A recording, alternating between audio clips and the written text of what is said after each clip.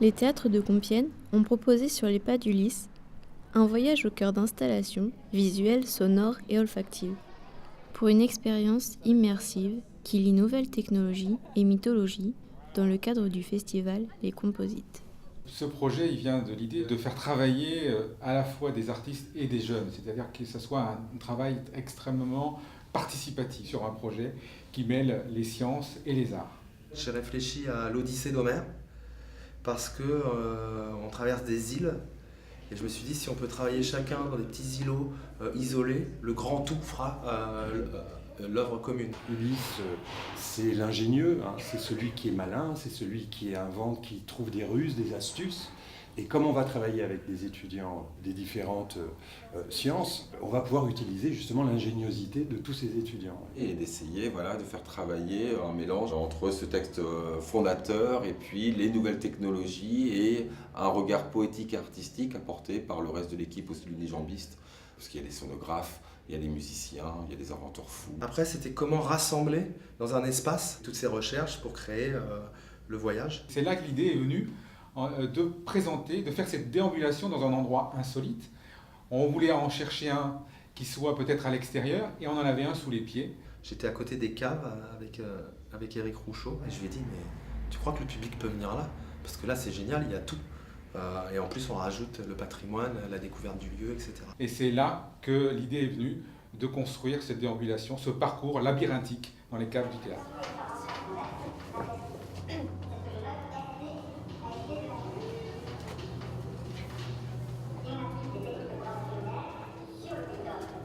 Ça m'a tout de suite intéressée de visiter un lieu inhabituel, fermé au public. On ne sait pas où on va, on ne sait pas ce qu'on va voir. On découvre tout à la fois. Je l'avoue, je suis surtout venue pour l'architecture, le côté labyrinthique, les escaliers, très mystérieux. On vient bien au Théâtre Impérial écouter des concerts, des choses comme ça, mais finalement on ne voit jamais le dessous des choses. C'était assez brut comme décor, donc c'était assez spécial. Puis moi, pour ma part, c'est la première fois que je rentre dans le Théâtre Impérial, donc c'était une double découverte. C'est le voyage d'Ulysse, c'est toute une découverte de lieux improbables. D'accord, on ne lève pas la tête. C'est vraiment une création collective. C'est plus de 120 jeunes, élèves du lycée Pierre Dailly, étudiants de l'UTC, étudiants de l'ESCOM, une équipe artistique, technique, toute l'équique des théâtres, donc ça fait une grosse équipe. Moi, je gérais une classe d'hellénistes qu'on fournit plein de matériaux, de trouver des films sur l'Odyssée, de trouver des pubs sur l'Odyssée dans la vie quotidienne, qui font aussi des lectures pendant l'exposition. Nous avons fait des enregistrements en grec qui relatent l'aventure de l'Odyssée. En fait, on a choisi nous-mêmes nos extraits en grec ancien et en français. Du coup, on s'est focalisé sur vraiment les chants les plus connus. Je m'appelle Personne.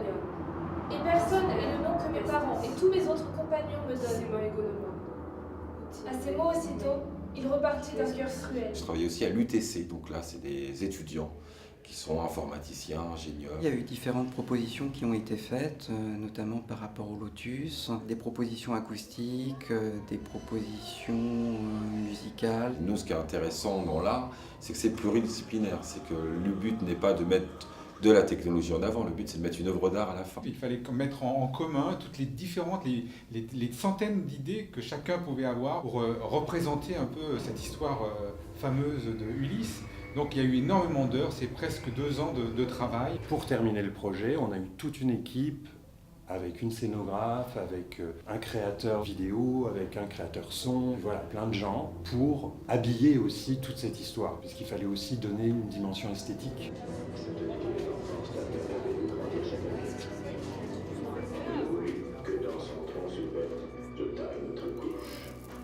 J'ai beaucoup aimé en fait les expositions avec les perles, avec la lumière. Enfin, je trouvais ça très joli, les jeux de lumière. On découvre au fur et à mesure des choses nouvelles. C'est totalement différent d'une pièce à l'autre. Non, c'est très intéressant. Il y a une bonne démarche scientifique qui est abordable pour tout le monde. On peut manipuler, ce qui est franchement, c'est sympa. On peut pas toujours faire ça dans les expositions.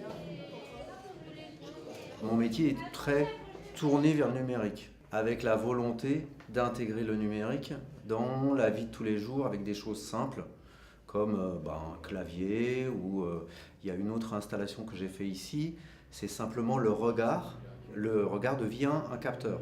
C'est comme si on avait un joystick, sauf que c'est avec le regard que ça se fait. Il y a énormément de projets qui font appel au sens olfactif, visuel, au toucher. Et on est vraiment immergé tout au long de ce parcours. Et c'est ça que je retiens surtout, c'est la capacité que tous les participants ont eue pour imaginer quelque chose qui puisse nous embarquer sur le bateau d'Ulysse.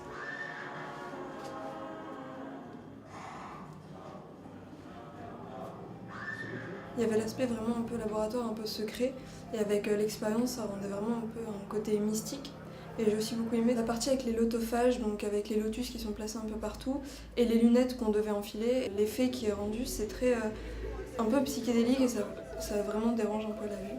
On voit en 3 dimensions, là, vraiment ça fait féerique, c'est vraiment très très joli.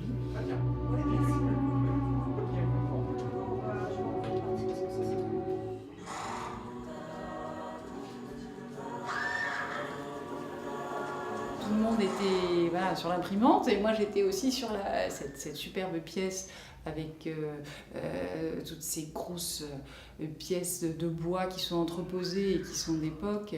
C'est magnifique. Ça aussi, je venais aussi pour voir les entrailles du lieu.